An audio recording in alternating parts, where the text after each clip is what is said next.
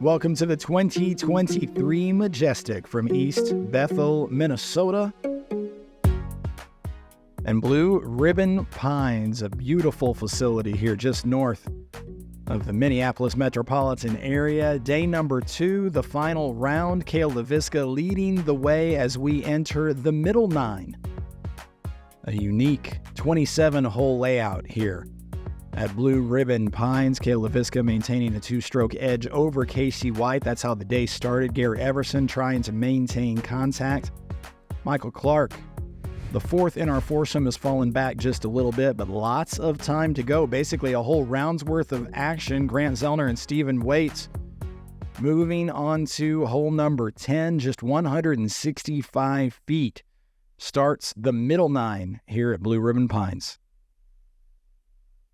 Yeah, heading into hole 10, that's coming at it, looking at post coverage. I think it's a fun hole to watch players start on. It feels like you're starting that final 18-hole push. You got a normal tournament ahead of you now. You already warmed up for 9 holes. These players just cruising right into it. Cale has yet to bogey in this tournament. And then Michael finished up with the first birdie of his round there on 9. So see if he got the momentum coming forward.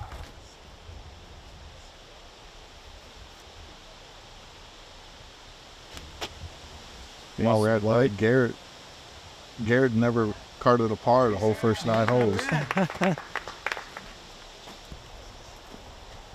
And now Michael Clark just trying to jump putt off the tee to the corner here. This very sharp, short dog leg.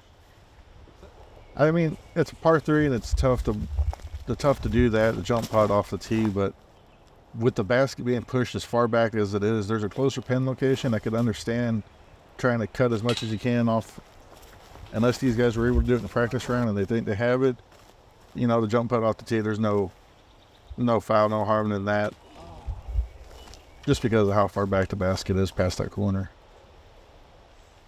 And nothing wrong with stating the obvious. There are a couple of really quirky holes here at Blue Ribbon Pines, at least as they have been set up for this tournament. But everyone facing the same challenges, everybody counting every throw. And to a point you made a minute ago, Stephen, that I want to go back to as everybody putts out now. Cale Leiviska yet to bogey in the tournament, and given the windy conditions on day number 1 and sort of the quirky nature of at least a few of the holes, especially in these early portions of the round through the early part at least of this middle 9, that's remarkable that he has yet to card a single bogey, but lots and lots of trouble waits. Here we are at the 11th, a par 4, 520 feet. Things bending a little bit to the right off the tee and then straightening out somewhat toward the basket. Yeah, a big forehand can bring that lake into play. A long, late turning backhand maybe. But really, these players just throw something straight down the middle, get into this grass area, and then you have a look at a shot to the basket.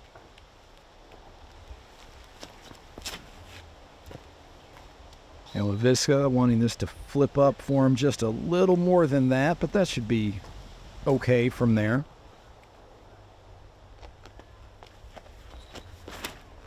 Oh yeah, that's really good. Casey White will be short, but in an open space. Casey hasn't had that hole yet where he can make a stroke up on Cale, but nor has he given anything up. They've been matching each other shot for shot up so far here. And Casey's got a little bit more to work with after that tree kick. It's Michael Clark's 3rd, fading off to player's right. Yeah, just short of the lake, so he'll have maybe a jump shot or jump putt across there. Casey White just trying to advance down the fairway. Now Cale, awkward stance here. What a Just enough for a second. Whew.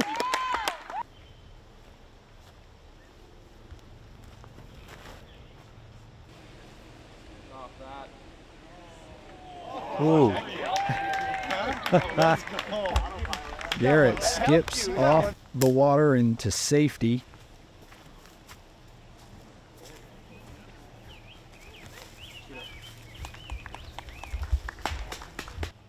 fun green here. A lot of people gathering around with the snack shack back behind the basket. About 4 or 5 holes crossing paths here on this part of the course.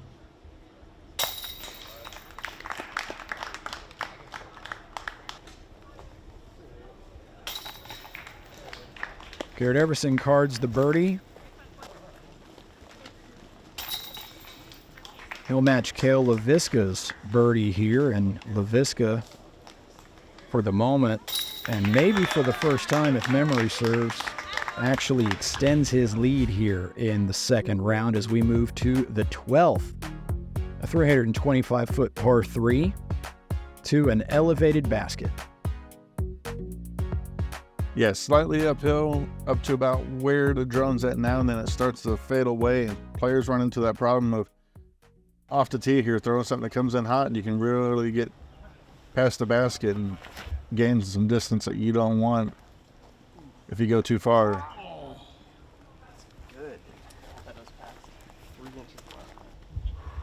Garett Everson a little off the mark.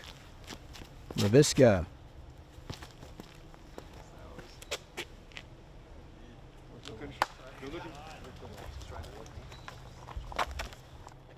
I don't think he could have had that disc go any further right. It looked like it barely missed about every tree on the right side of that fairway.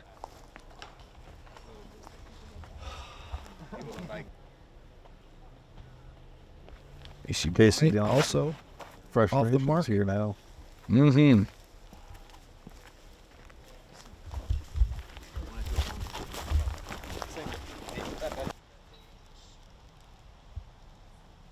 So Casey throwing 2.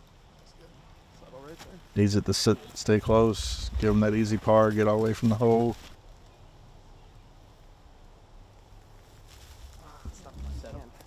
Everson, sort of a tentative go, and that's to be expected with an elevated basket and the ground falling away behind.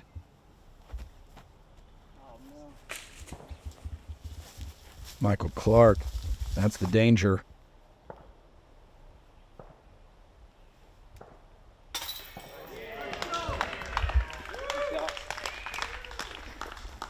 Leiviska off the band and down into the bottom of the basket. Gaining another stroke on the card on Casey right here. 2 holes in a row now.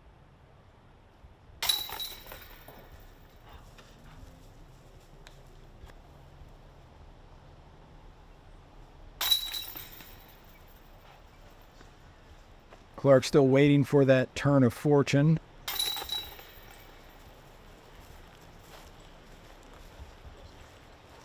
Casey, maybe not quite time to have to force the issue with still so many holes yet to play, but that gap is increasing, and we move to the 13th.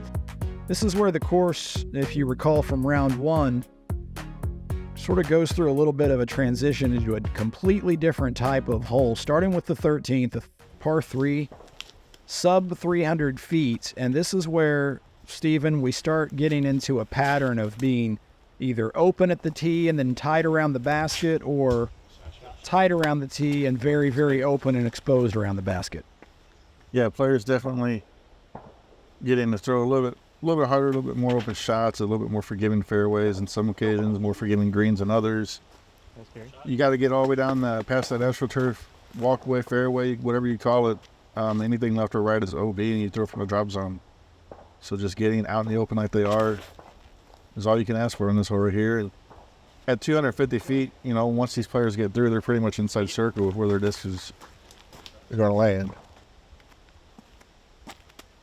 On day number 1, the wind provided most of the challenge, at least on some of these holes, through the remainder of the middle 9 and into the back 9. Today, with the winds down at least somewhat, I expect to see a lot hotter scoring from this point on than we saw in round number 1.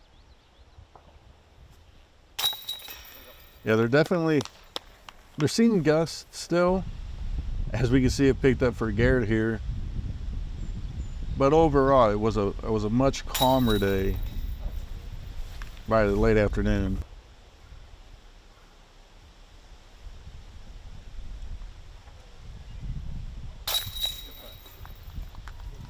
Cale Leiviska right on the pole, and that's 3 for 3 thus far.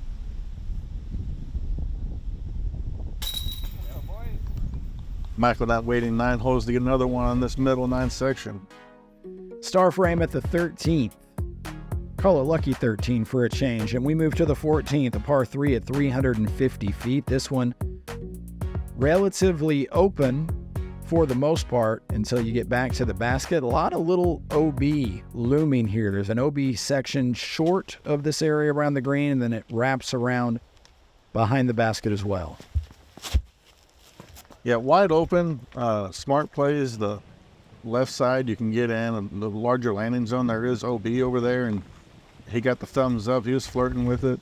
I played this pre-tournament, and I went for that right side gap just with the way I throw. And there's room over there to get into the basket and have a shot at it. And the basket's a little closer to that right side gap. It's less reward or less risk where these players are throwing at. Casey White trusting the forehand here.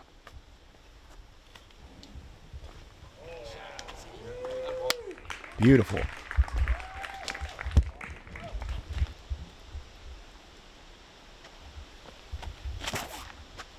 Jason Wild taking in the tournament. He was the basically on-call TD for this event, running everything behind the scenes for BRP.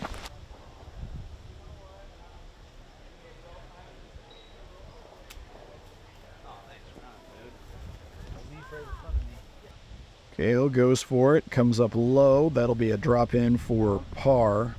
Garett Seen that round one. I had to sit. Risk going out of bounds back there.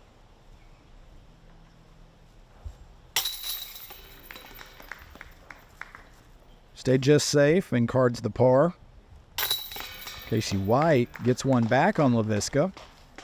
Yeah, so 11 and 12. Cale took 2 strokes from Casey, and now Casey's battling back. Got one right there.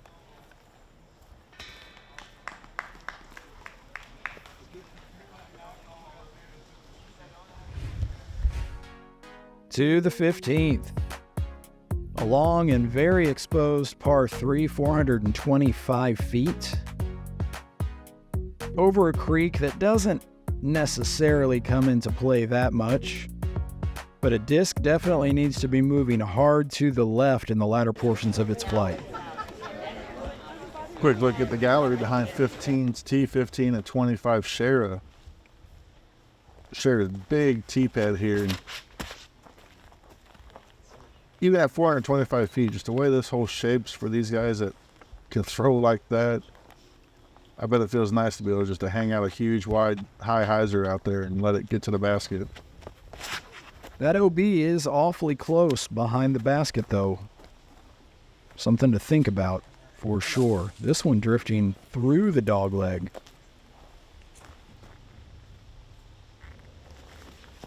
Yeah, OB long, right, and then OB Creek short of it. These guys should all be clear of that. The wind's not as bad as it was yesterday, and you've seen it getting pushing this down.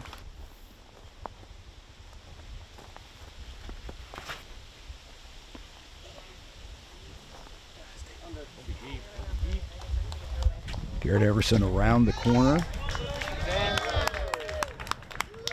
He'll be putting straight at the OB. Michael Clark doing the same here, but from more distance. Yeah, he was OB off the tee there. He was past those white sticks.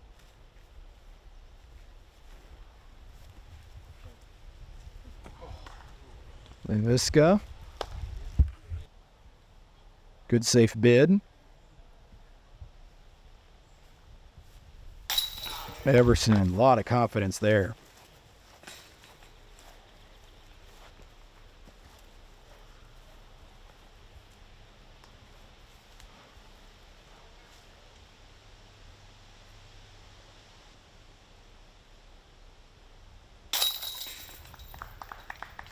Only 6 birdies on this hole for round 2, including Steve Rico from our featured card round 1.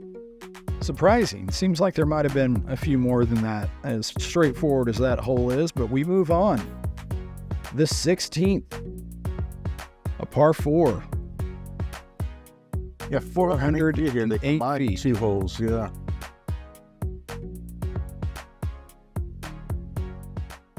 And this unique hanging basket here at the 16th.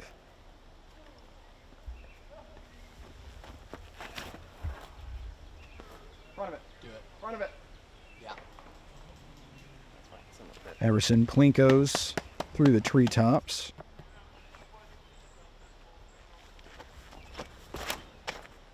Oh, yeah.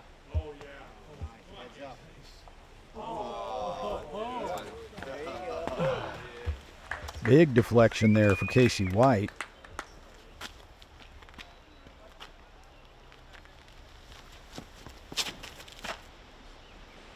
All right, heads up, another beauty. No. Oh, right. Okay. That little pit that Garett and Cale have landed in, typical landing spot for this hole where the normal basket location is, but for this event combined holes, these 2 holes together for a long par 4.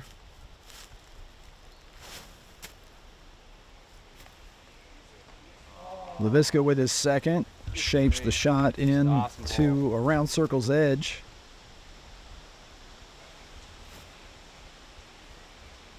Good play. Good play.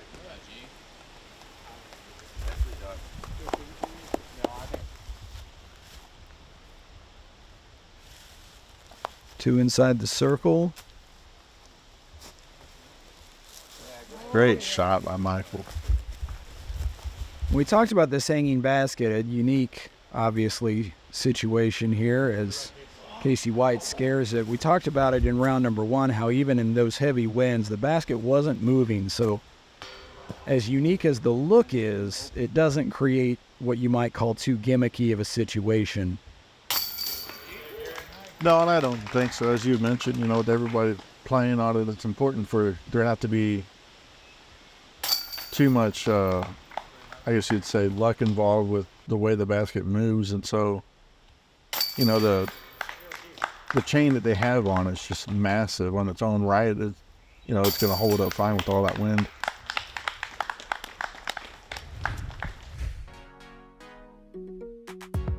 Just one, make that 2 holes remaining in this middle 9 here of the second and final round at the Majestic, a par 4 at 640 feet.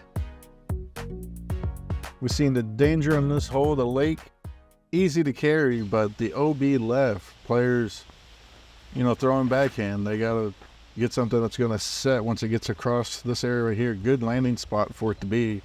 OB left, and basically a natural OB right is as thick as it is.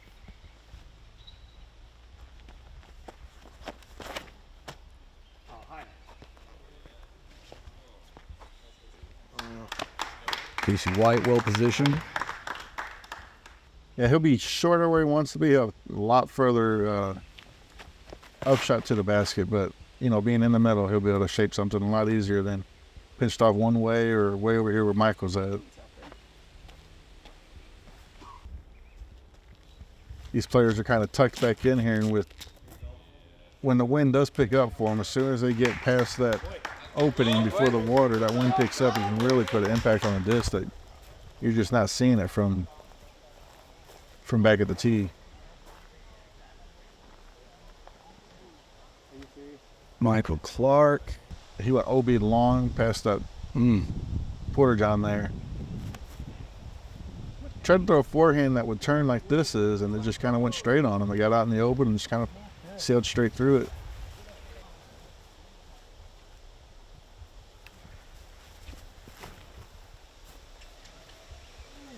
Leiviska able to throw something slow and controlled, and still manages to go a little bit long.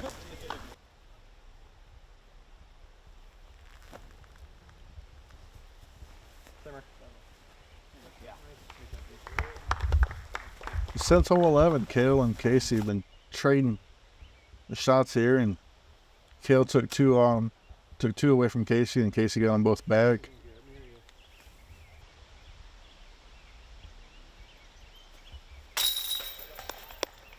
Casey White doing all he can be expected to do, just trying to rack up a few birdies. Yeah, I think at this point, you know, with 10 holes left in the tournament, he's going to have to hope that there's just, you know, that unfortunate break or just something that Cale misses an inside the circle putt, you know, something he does not do. He's not bogeying anything. He hasn't bogeyed the whole tournament. We're 36 holes, over 36 holes in now. Simmer. Over 40 holes in. The 18th is an island green at 220 feet. Yesterday, the winds just wreaking havoc for the players here. Perhaps the most exposed hole thus far, at least in the round. They actually did pretty well in our opening round coverage of holding this green, and now here in the second go at it, players seem to have this pretty dialed. Look at that, Cale Leiviska just a pace or so away from the base.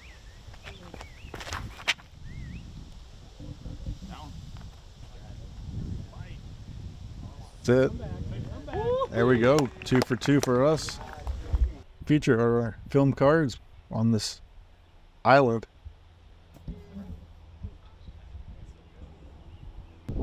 Michael, a little too much one on that, but stays in bounds. Garett. Cards the birdie. Garett not out of the conversation yet. Oh, he's only 3 pars through 18 holes and 3 bogeys. Everything else is a birdie, so he's doing all he can as well. Ooh. Michael saves par.